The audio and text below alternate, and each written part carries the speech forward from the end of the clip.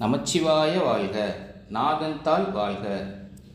இமைப்பொழுதும் என் நெஞ்சில் நீங்காதன்தாள் வாழ்க. கோக்களி ஆண்ட குருமனிதன்தாள் வாழ்க. சிவாய நமக. அனைவருக்கும் வணக்கம். இன்னைக்கு நம்ம ரிஷப ராசிக்கான ராசி பலனை பற்றி பார்க்க போகிறோம்.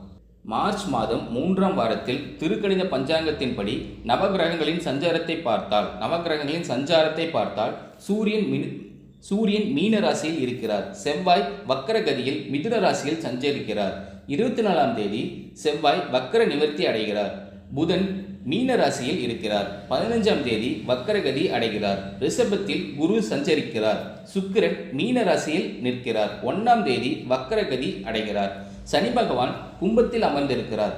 மீனத்தில் ராகு, கன்னியில் கேது என கிரகங்களின் சஞ்சாரமானது இருக்கின்றது. ரிஷபராசிக்காரர்களுக்கு நல்லது கெட்டது முழுசாக தெரிஞ்சவங்க, எல்லா இடங்களையுமே நேர்மையும் உண்மையும் மட்டும்தான் நம்பக்கூடியவங்க. உங்களுக்கு சொந்தமோ பந்தமோ அது தப்புனா தப்பு தான், வெட்டு 1 துண்டு 2ன்னு பேசக்கூடியவங்க.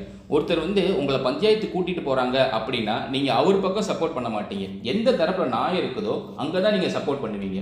உண்மை மற்றும் நியாயத்திற்கு மட்டுமே எப்பவுமே நீங்கள் கை கொடுப்பீங்க. உண்மைக்கு புறமாக எந்த ஒரு விஷயத்தையுமே நீங்கள் செய்ய மாட்டீங்க. ரிஷபராசிக்காரங்க தன்னுடைய கஷ்டத்தையும் கண்ணீரையும் கடுகளவு கூட மற்றவங்களுக்கு தெரியாமல் பார்த்துக்குவாங்க.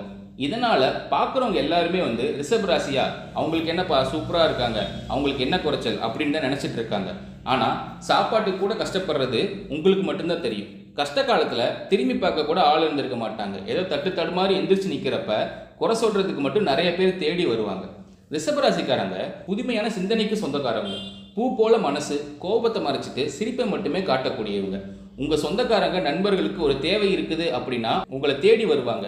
அந்த தேவை முடிஞ்ச உடனே உங்களை தூக்கி போட்டுருவாங்க. மறுபடியும் அவங்க உங்ககிட்ட உதவின்னு கேட்பாங்க.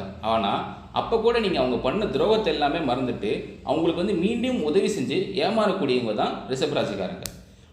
ரிஷபராசிக்காரங்க வாழ்க்கையில் எப்படியாவது முன்னேறணும் அப்படிங்கிறதுக்காக அதற்காக கஷ்டப்பட்டு தினம் தினம் உழைச்சிட்டு இருக்கவங்க. இவங்க வாழ்க்கையில் சிறுவதிலிருந்தே ஏதாவது ஒரு சூழ்நிலையில் பெரிய அளவிலான துன்பமும் கஷ்டமும் தான் அதிகமாக ஏற்பட்டு இருக்கும். ரிஷபராசிக்காரங்க தன்னோட வாழ்க்கையில் நல்லது நடக்க போதுன்னு நினச்சிட்டு இருப்பாங்க. ஆனால் அவங்களுக்கு அந்த டைமில் ஒரு மிகப்பெரிய ஏமாற்றம் தான் நடந்திருக்கும். புதுசாக ஒரு பிரச்சனை உங்களை தேடி வந்திருக்கும். ரிஷபராசிக்காரங்க சொந்தத்தை இழந்தாங்க, தனக்கு நெருக்கமானவங்களை இழந்தாங்க, தான் எதெல்லாம் முக்கியம் நினச்சாங்களோ அதையெல்லாம் இழந்துட்டு கடைசியாக அவங்க மட்டும் தனியாக நின்றுட்டு இருக்காங்க. இதுக்கு மேலே என்னால் முடியவே இல்லை அப்படின்னு சொல்லி புலம்பிட்டு இருக்கீங்க. ரிஷபராசிக்காரங்க என்றைக்குமே மற்றவங்களை நம்பி இருக்க மாட்டாங்க. நம்மளால் மற்றவங்களுக்கு கடுகளவு கூட துன்பம் வரக்கூடாதுன்னு நினைக்கிறவங்க. நீங்கள் கொடுத்து செவந்த கரங்களுக்கு சொந்தக்காரவங்க. உங்ககிட்ட ஒரு 1000 ரூபா இருந்தது அப்படின்னா அதை எடுத்து கொடுத்துட்டு போயிட்டே இருப்பீங்க. வரக்கூடிய நாட்களில் உங்களுடைய தலைவிதி முழுவதுமாக மாறப்போகுது. ஏன்னா மார்ச் மாதம் 20ஆம் தேதிக்கு பிறகு பார்த்தீங்கன்னா 5 கிரகங்களுடைய சேர்க்கை ஒன்றாக நடைபெறதுனால உங்கள் வாழ்க்கை நிலை முழுவதுமாகவே மாறப்போகுது. இந்த 5 கிரகங்களுடைய சேர்க்கையை பார்த்தீங்கன்னா நம்ம ஜோதிடத்தில் சதுர கிரக யோகம்னு சொல்லுவோம். மீன ராசியில் பார்த்தீங்கன்னா சூரிய பகவான், புதன் பகவான், ராகு கேது பகவான், சுக்கிர பகவான், சனி பகவான் இவங்க 5 பேரும் சேர்ந்து ஒன்றா சஞ்சாரம் பண்ணுறாங்க. இது ரிஷபராசிக்கு ஒரு மிகப்பெரிய ஒரு அரிய நிகழ்வாக பார்க்கப்படுது. ஏன்னா கடந்த 3 வருடமாக நிறைய கஷ்டங்களையும் துன்பங்களையும் பார்த்துட்டு 2025க்கு வந்திருப்பீங்க. இந்த 2025லையும் எங்கள் வாழ்க்கை அப்படியே தான் இருக்குது, எங்கள் வாழ்க்கையில் எந்த ஒரு முன்னேற்றமே நடக்கலை அப்படின்னு தான் ஒரு மிகப்பெரிய கேள்வியாக ரிஷபராசிக்காரங்க வைப்பீங்க. அது நம்மளுக்கு புரியுது. இனி வரக்கூடிய நாட்களில் உங்களுடைய வளர்ச்சி அப்படிங்கிறது ஒரு மிகப்பெரிய ஒரு அபரிவிதமான வளர்ச்சியாக இருக்க போகுது. உங்களுடைய சொந்தக்காரங்களே உங்களுடைய நண்பர்களுமே பார்த்து உங்கள் மீது பொறாமை கொள்ளக்கூடிய அளவுக்கு வரக்கூடிய ஒரு 6-7 மாத காலங்கள் அப்படிங்கிறது உங்களுக்கு மிகுந்த நல்ல பலன்களை தரக்கூடிய காலகட்டமாக உங்களுக்கு அமைஞ்சிருக்கு. ரிஷபராசிக்காரங்களுக்கு ஒரே ஒரு பிரச்சனை தான். அது என்ன அப்படின்னா பொருளாதாரத்தில் முன்னேற முடியல, பணத்தட்டுப்பாடு, அதுக்கப்புறம் கடன் சுமை. இந்த 3 பிரச்சனையும் அவங்க வாழ்க்கையில் தீர்ந்துருச்சு அப்படின்னா போதும். மற்ற ராசிக்காரங்க மாதிரி இவங்களும் கொஞ்சம் நிம்மதியாக இருந்துக்குவாங்க. உங்கள் ராசிக்கு பொறுத்த வரைக்கும் பார்த்தீங்கன்னா குரு 2ஆம் இடத்துல இருந்து 3ஆம் இடத்துக்கு போகிறார். குரு பகவான் சஞ்சாரம் பண்ணுறதுனால கண்டிப்பாக உங்கள் பொருளாதாரத்தில் ஒரு முன்னேற்றம் ஏற்படுத்தி தருவார். ஏதோ ஒரு 10,000 சம்பளத்துக்கு 5,000 சம்பளத்துக்கு குடும்ப கஷ்டத்துக்காக ஒரு சில பேர் வேலைக்கு போயிட்டு இருப்பீங்க. ஆனால் நீங்கள் படித்த படிப்புங்கிறது வேற, உங்களுக்கு பிடிச்ச ஜாப்புங்கிறது வேற. ஏதோ ஒரு சூழ்நிலைக்கு காரணமாக வேலைக்கு போயிட்டு இருப்பீங்க. நீங்கள் வரக்கூடிய நாட்களில் உங்கள் தகுதிக்கு ஏற்ப நல்ல வேலைங்கிறது நிச்சயமாக கிடைக்கும். நீங்கள் வந்து ஒரு அரசாங்க வேலைக்கு ட்ரை பண்ணாலும், இல்லை கோர்ட் எக்ஸாம், இல்லை ஏதாவது ஒரு ப்ரைவேட் ஜாப், இல்லை ஏதாவது ஒரு ஐடி ஜாப் நீங்கள் என்ன ட்ரை பண்ணாலும் நிச்சயமாக அந்த வேலை அப்படிங்கிறது கண்டிப்பாக உங்களுக்கு கிடைக்கத்தான் போகுது. தொழிலிருந்து தடைகள் விலகுவது மட்டுமல்லாமல் நீங்கள் தொழிலில் செய்யக்கூடிய முயற்சிகள் அனைத்துமே உங்களுக்கு கண்டிப்பாக வெற்றியாக மாறும். சனி பகவானுடைய பார்வை உங்களுக்கு நேரடியாக இருக்குது. அது மட்டும் இல்லாமல் சனி பகவான் பார்த்தீங்கன்னா மார்ச் 21ஆம் தேதி கும்பத்திலிருந்து மீனத்துக்கு போகிறார். மீனத்தில் ஒரு 6 மாத காலம் இருந்துட்டு மறுபடியும் பார்த்தீங்கன்னா கும்பத்துக்கே வருகிறார். இந்த ஒரு 6 மாத காலகட்டம் அப்படிங்கிறது ரிஷபராசிக்கு மட்டும் கிடையாது, 12 ராசிக்குமே மிகுந்த நல்ல பலனை தரக்கூடிய ஒரு காலகட்டமாக அமைஞ்சிருக்குது. குறிப்பாக வந்து ரிஷபராசிக்கு அந்த ஒரு 6 மாத காலகட்டம் அப்படிங்கிறது மிகுந்த ராஜயோகத்தை தரக்கூடிய ஒரு காலமாக உங்களுக்கு அமைஞ்சிருக்குது.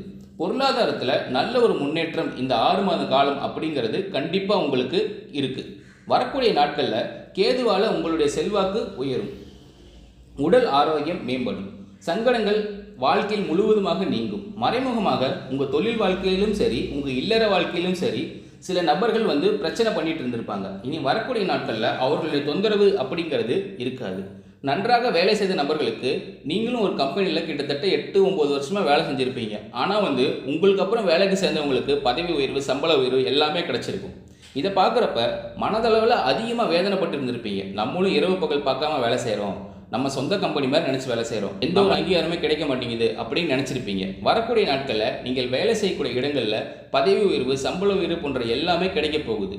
தொழிலில் ஒரு நல்ல ஒரு வளர்ச்சி அப்படிங்கிறது உங்களுக்கு கண்டிப்பாக ஏற்படும். உங்கள் வார்த்தைக்கு மதிப்பு மரியாதை வரக்கூடிய நாட்களில் கிடைக்கும்.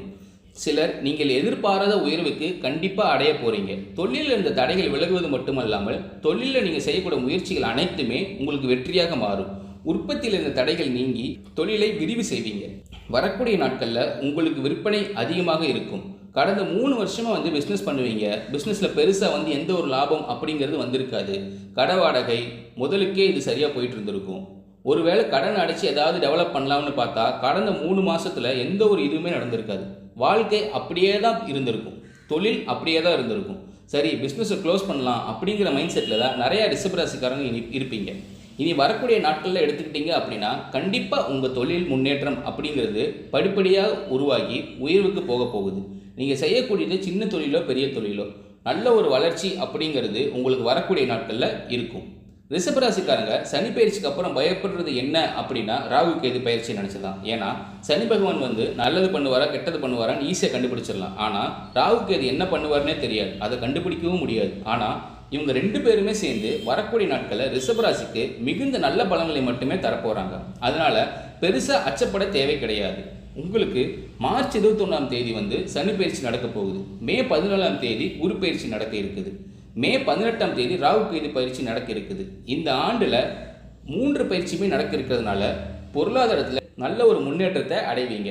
செல்வ செழிப்போடு வாழக்கூடிய ஒரு காலகட்டமாக உங்களுக்கு ரிஷபராசிக்கு வரக்கூடிய நாட்கள் அமைஞ்சிருக்குது. இரத்த கொதிப்பு, சர்க்கரை போன்ற நோய்கள் எல்லாமே உங்களுக்கு விரைவில் கட்டுக்குள் வரும். ஆரோக்கியம் மேம்படும். குடும்பத்தில் உள்ள பிரச்சனைகள் நீங்கி தம்பதிகள் வந்து ஒருத்தருக்கு ஒருத்தர் புரிஞ்சுக்கிட்டு வாழ்வீங்க. புதிய வண்டி வாகனங்கள் வாங்கக்கூடிய அமைப்பு, புதிய சொத்துக்கள் வாங்கக்கூடிய அமைப்பு எல்லாமே இருக்குது. ரிஷபராசிக்காரை பொறுத்த வரைக்கும் உங்களுக்கு பரிகாரம்னு பார்த்தீங்கன்னா சனிக்கிழமை தோறும் நீங்கள் சனி பகவானுக்கு நல்லெண்ணெய் தீபம் ஏற்றி வழிபாடு செஞ்சு வந்தீங்க அப்படின்னா கண்டிப்பாக உங்கள் வாழ்க்கை வளமாக மாறும். இப்போ நம்ம பார்த்தது எல்லாமே ரிஷபராசிக்கான பொது பலன்கள் தான். உங்களுடைய ஜாதகத்தை பொறுத்தும், உங்களுடைய கிரக நிலைகள் பொறுத்தும், உங்கள் கட்டத்தை பொறுத்தும் பலன்கள் மாறலாம். வரக்கூடிய நாட்கள் அனைத்துமே ரிஷபராசிக்காரர்களுக்கு இனிய நாட்களாக அமைய வாழ்த்துக்கள். சிவாய நமக.